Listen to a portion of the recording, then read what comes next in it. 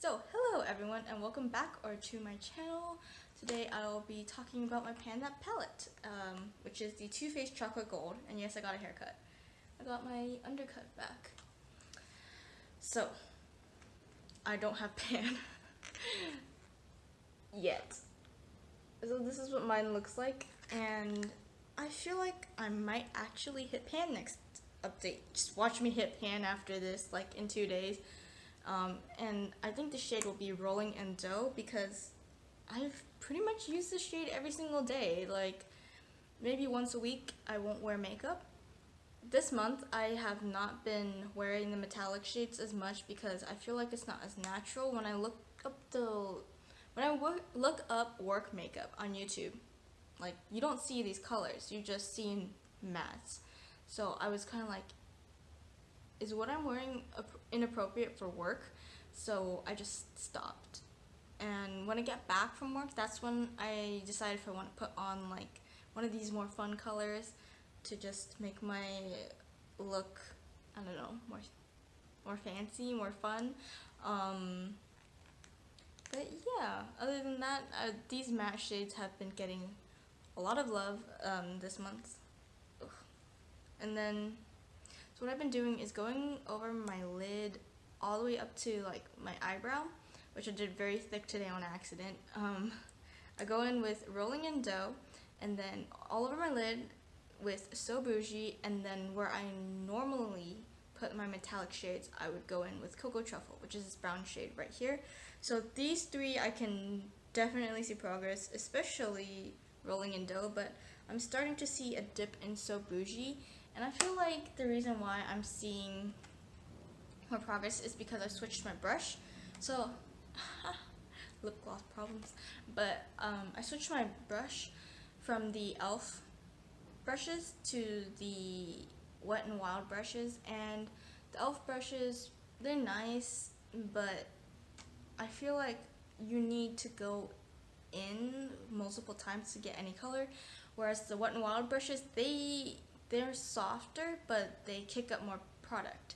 So you have to be careful with that if you're using them, I guess. But when I use that one, I actually prefer it more because it feels nicer on my eyelids.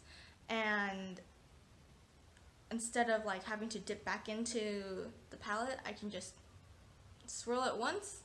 And I never knew that made so much of a difference. I just swirl it once and then like tap off the excess and then put it all over my lid and then scoop up the excess the next time I don't swirl it again and put it on my other eye.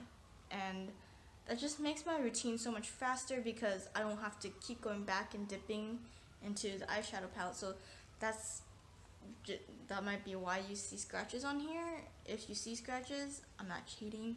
I'm just using a different brush and a different technique, and I feel like it just looks better.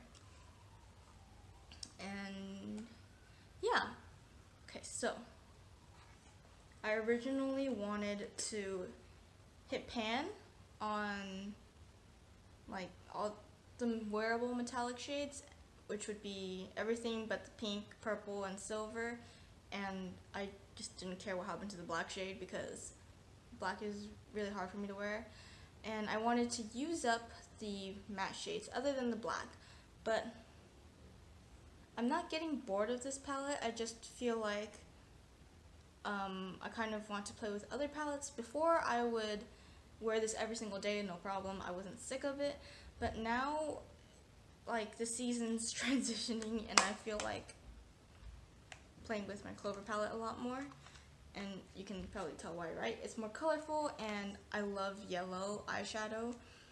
And it's thanks to this palette that I started getting into yellow eyeshadow, so I would I would prefer to use this a lot more over this. So I feel like the quality of this is better though, I'm not gonna lie. Yeah, so I don't know if I'm going to change my goal or not, but I would definitely love to see pan soon. Either way, I am going to go through all of these matte shades because they are just so nice and so high quality, but for the rest of them it's a bit harder because they aren't like work appropriate and I work, so I have to keep that in mind. And yeah, that's everything.